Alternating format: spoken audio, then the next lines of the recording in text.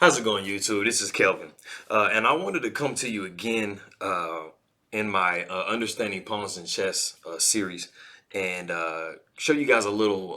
It's not really, I guess, a trick, but it's just kind of like a little way that you can create a pass pawn. It's just a very interesting way. It's just a very basic concept. I'm actually not even sure what it's called. I mean, I guess it's just called creating a pass pawn, but every now and then you'll have this position in a game and it's just nifty to kind of know the process, how you create, the pass pawn. And so, it's pretty simple to remember. And I'll kind of give you my own little personal terminology that helps me remember it. But so basically, whichever side you are, so let's just say, for example, you're the black side here. Um, the first step that you're going to do is going to be to push the center pawn into the other pawns. And so as you guys notice, there's a 3-on-3 setup. And so for black, what that's going to mean is basically you're just going to push this center pawn. And so for the example, so we're pushing e4, right? And so white has a couple of things that they can do in this position. They can take with this pawn, or they can take with this pawn.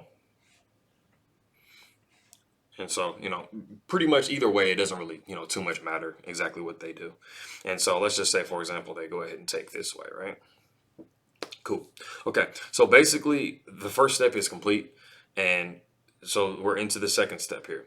And so this is the way that I remember like exactly what to do next for this second step.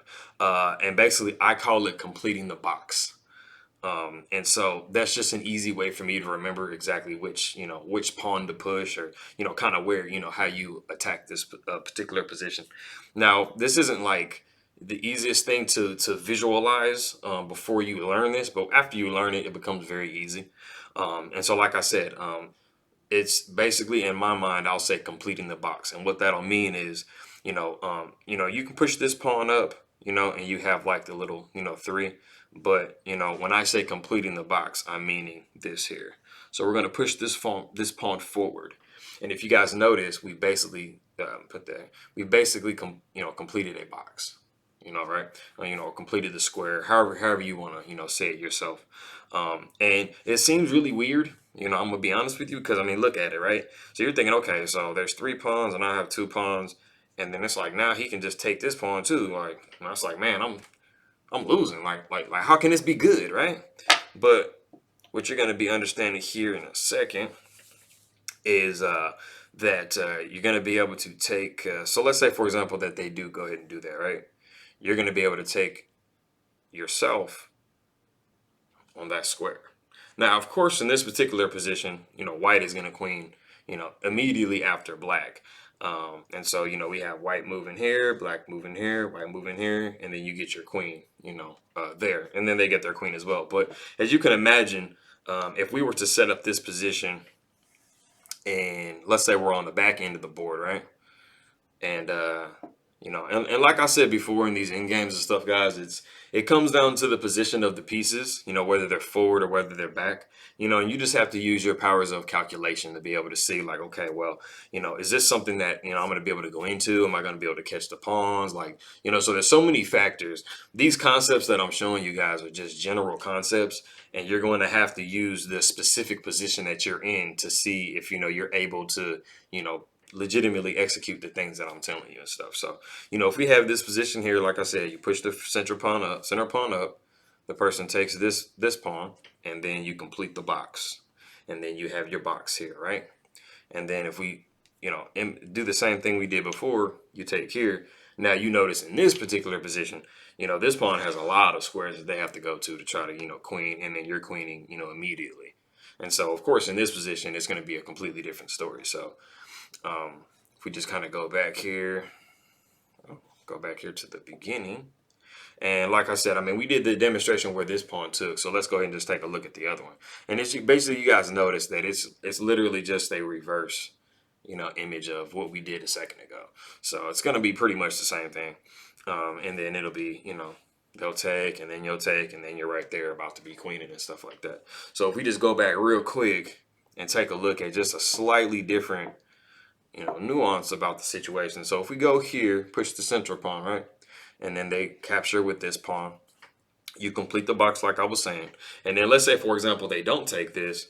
Let's say they take this way. They're like, oh man, I want to go that way. That doesn't, the other thing doesn't make any sense. Well, then in that particular position, now you have the ability to push your pawn like that. And so as you guys can see, no matter which way as long as you attack in the center and then you complete the box, it doesn't matter which way they capture, because a passed pawn is going to be forced no matter what.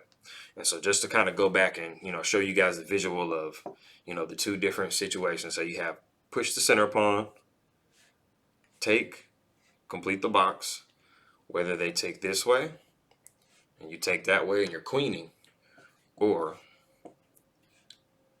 we'll have that, they'll take, you complete the box, and then they might want to sidestep it and go this way. Like I said, you're going to be able to, push your pawn home. And so I just want to one more time, let me just flip it around. And let me do it from the other way so you can get the other visual of it. If you're that side, you push here.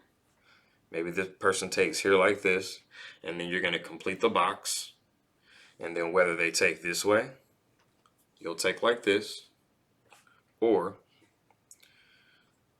let me set it back up here. Push the center one. They take it. You complete the box. And then they take this way, you're going to be able to pass your pawn. Now, of course, in this position, these pawns are way closer to the end than this one is. But you guys get the concept. And like I said, you're going to have to use your power of calculation and to try to see, exactly, what your specific position in your game is looking like and what you can and can't do and stuff like that, and how close the pawns are, to each side of the board and stuff like that. But that is how you create a passed pawn with 3 pawns directly across from each other, separated by one rank. And if you guys have any other videos or any other chess concepts that you can think of that you'd like for me to cover, I'm more than happy to take a look and see if I can't make a video for you guys. But I'm just continuously just putting these videos out, and what it's doing is helping me as far as when I'm doing the analysis and stuff like that on the games, as I'm mentioning different chess concepts. That way they're not just random concepts I'm mentioning. I actually have a video that can go along with what I'm saying. And then, I'll put it up in the, upper left-hand corner.